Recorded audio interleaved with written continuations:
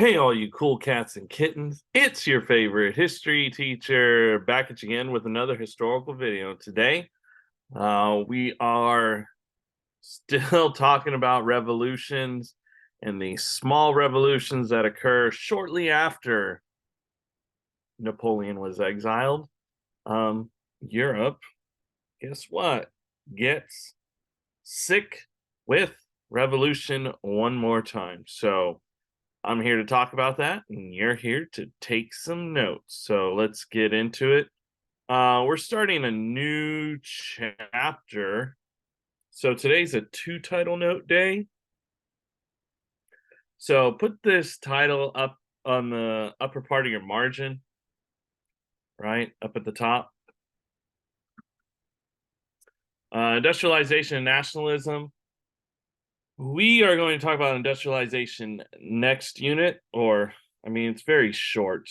So there's that. So yeah, today, nationalism, political revolution. So some would argue you could put this with the nationalism units, but they are revolutions. So more revolutions, and we're all about that life. Okay, that was your warm up. Objectives, we're going to be able to understand the revolutionary outbursts in the 1830s and later in 1848. So, me and my woes. All right, France's woes. So, governments in Europe attempted to maintain the old order during early decades of the 19th century. Beginning in 1830, however, the forces of change, liberalism and nationalism, began to break through the conservative domination of Europe. In France, the king was a Bourbon monarch, Charles X, brother to previous kings Louis XVI and Louis XVIII. And he was a determined reactionary. Charles X rejected ideas for liberal reforms and attempted to censor the press and took away voting rights from many other people of the middle class. So in response, liberals overthrew Charles X in 1830 and established a constitutional monarchy. They chose a person named Louis-Philippe, distant cousin of Charles X, and he took the throne. And he is called the Citizen King because the people chose him. So it was his duty to serve as the Citizen King. So political support for this new monarch came from the upper middle class.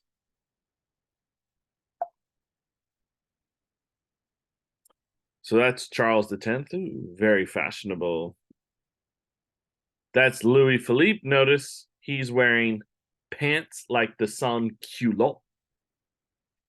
All right, more revolutions. In that same year, 1830, three more revolutions occurred in Europe. Nationalism was the chief force of them all, the thing that defeated Napoleon. The southern states of the United Kingdom of Netherlands had been incorporated to the kingdom in 1815 during the Congress of Vienna. Never happy under the rule of the Dutch king, these states rebelled in 1830, creating an independent state of Belgium. So, Belgium was successful. Both Poland and Italy were ruled by foreign powers and will make efforts to break free during this period, but these efforts were less successful. Poland had been granted some autonomy as a client state under Napoleon's empire, but the Congress of Vienna, the Poles were placed under the rule of Prussia, Austria, and Russia. So talk about a country being pulled in multiple directions.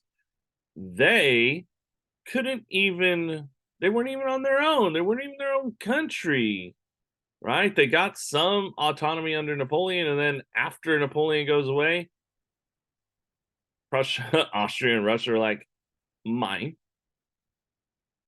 So an uprising was attempted in 1830, but Russian troops crushed this attempt to establish an independent Polish nation.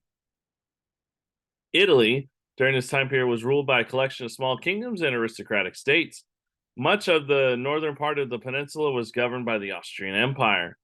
These areas will break out in open revolt in 1830s, but Austrian troops marched south in 1831 and put these Italian revolts down one by one.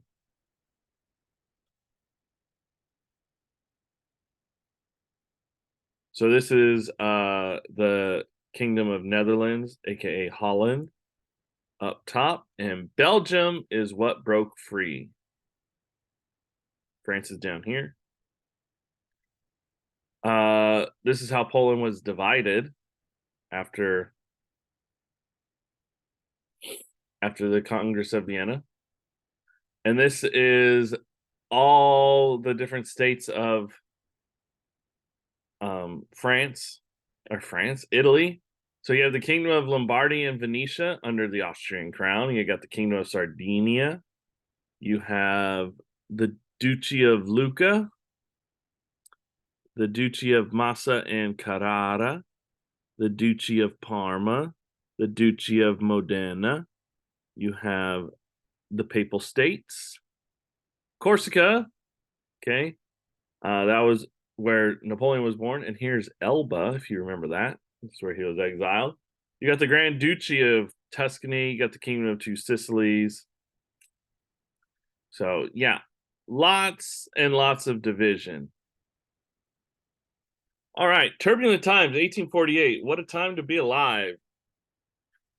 So, despite liberal and nationalist successes in France and Belgium, the conservative order still dominated much of Europe as the midpoint of the 19th century approached. However, the forces of liberalism and nationalism continued to grow, and these forces of change erupted once more in the revolution's 1848.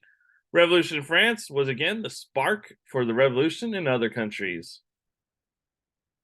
Severe economic problems beginning in 1846 brought untold hardship in France to the lower middle class, workers, and peasants. At the same time, members of the middle class clamored for the right to vote, and the government of Louis-Philippe refused to make these changes, and opposition grew.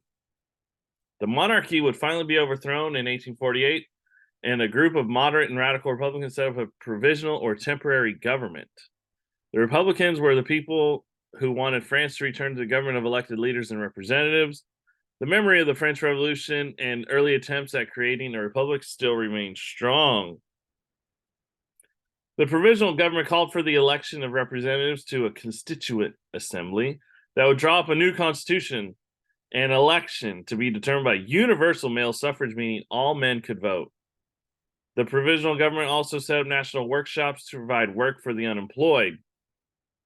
From March to June, the number of employed enrolled in the national workshops rose from 66,000 to 120,000. So all these unemployed people. This will empty the treasury and frighten the moderates, who reacted by closing the workshops June 21st, 1848. So they got rid of the king, set up a new government, and then their new government had trouble with money. So then they closed the workshops that were giving unemployed people experience doing some work. If only I could read French. All right. So France sneezed. The workers refused to accept this decision to close down the workshops and will pour in the streets for protest. 4 days of bitter and bloody fighting. The government forces crushed this working class revolt. Thousands were killed and thousands more were sent to the French prison colony in Algeria and northern Africa. A new French constitution was ratified November 4th, 1848, and set up a republic, aka in French history, the Second Republic. It had a single legislature elected by universal male suffrage and a president chosen by universal male suffrage to serve for 4 years. In these elections for the presidency held in December, a man named Charles Louis-Napoleon Bonaparte, called Louis-Napoleon, nephew of the famous French ruler, won in resounding victory. And they chose him. I got to go back. They chose Louis-Napoleon because his name was, synonymous with Napoleon, and everyone loved Napoleon, even if he was a bad person. So Here are some revolts in 1848. All right. Europe caught the cold. So, news of the 1848 revolution in France led to upheaval in other parts of Europe. The Congress of Vienna lasted from 1814 to 1815 and had recognized the existence of 38, I count them all, 38 independent German states, and they were called the loosely organized German Confederation. Of those, Austria and Prussia were the two largest powers, and the other states varied in size. In 1848, cries for change led many German rulers to promise constitutions, free press, jury trials, and other liberal reforms. In May 1848, an all-German parliament called the Frankfurt Assembly was held to fulfill a liberal and nationalist dream, preparation of a constitution for a new united Germany. The proposed constitution provided for a German state with parliamentary government with a hereditary emperor ruling under a limited monarchy. Now that's a mouthful. You got a parliament that's going to elect an emperor, or an emperor that's hereditary, under a limited monarchy. So like what England had, but then they're ruled by an emperor. Crazy. The Constitution also allowed for direct election of deputies to the parliament by, guess what, universal male suffrage. Ultimately, however, the Frankfurt Assembly failed to gain support it needed to achieve its goal. Frederick William IV of Prussia, to whom the throne was offered to, refused to accept this crown from a popularly elected assembly because he argued in he was quoted saying, this kingdom was offered to me from people from the gutter, meaning, he had sticking his nose up against the people who, they might have chose him to rule, but he wanted to get the approval from the other Germanic leaders, and they did not approve it. So he didn't want what came from the gutter, which he's calling these lower class people. They might have been middle class, upper middle class, educated people, but he's a nobleman and he thinks so highly of himself, literally. Thus, the members, because he refused to accept this leadership role, the members had no real means of forcing German rulers to accept their drafted constitution. So German unification was not achieved yet. I say yet. All right, so all these different colors up in here are independent German states. So, it's kind of crazy. This blue is Prussia. This is Austria.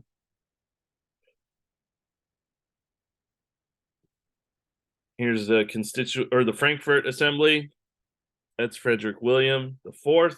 All right, down with the sickness. So the Austrian Empire also had its problems. It was a multinational empire.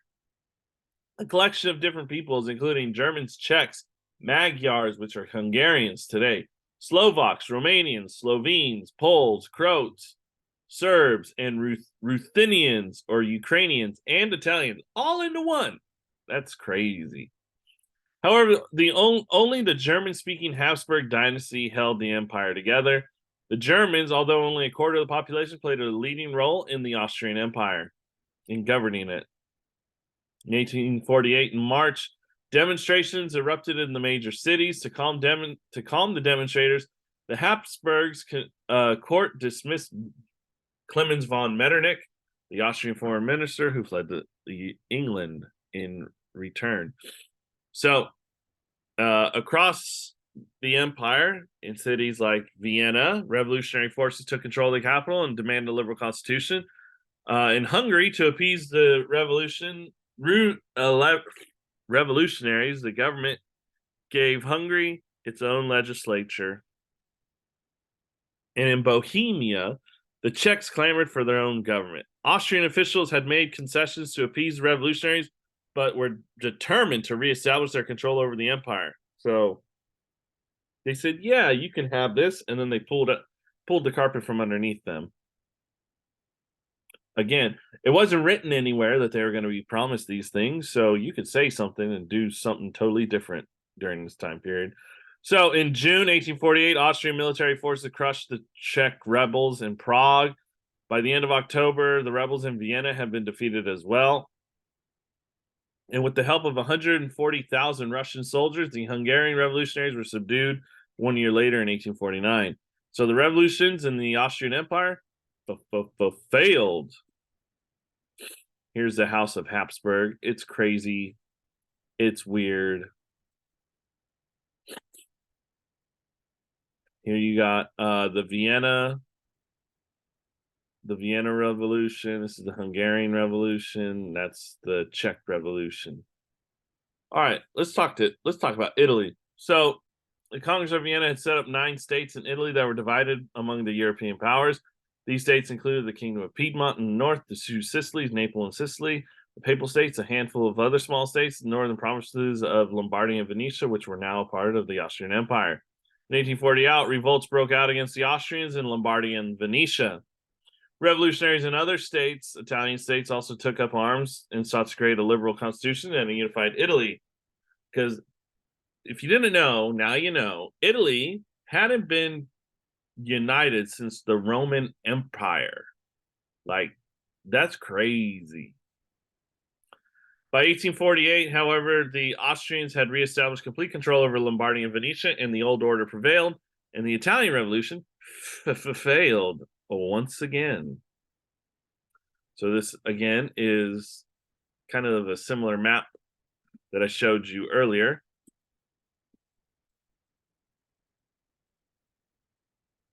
All right. Failures. So throughout Europe in 1848, popular revolts started in upheavals that led to liberal constitutions and liberal governments. But how could so many successes in 1848 be followed by so many failures? 2 reasons. The unity of the revolutionaries made the revolution possible. However, moderate liberals and more radical revolutionaries were soon divided over their goals, which will lead to conservative rule to be reestablished. Second, 1848 nationalities everywhere had revolted in pursuit of self-government. However, little was achieved as divisions among nationalities proved to be disastrous. Like Hungarians seeking their freedom from the Austrians at the same time, they refused the same to minorities in their land, like the Croats, Slovenes, and Serbs. So instead of joining together to fight the old empire, minorities will fight each other.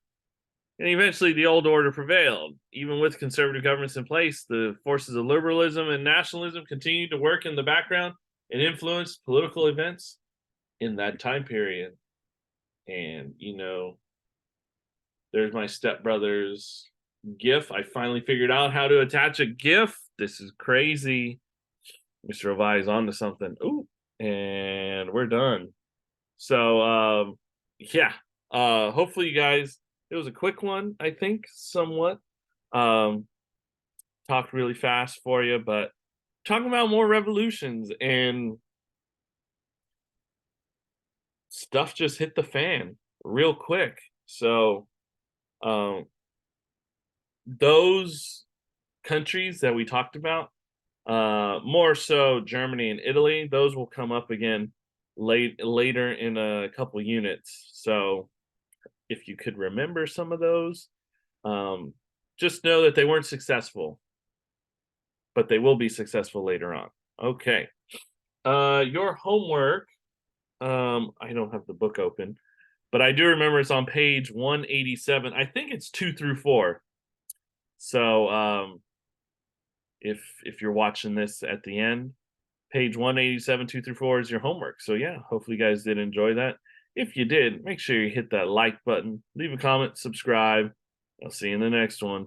Peace. End it.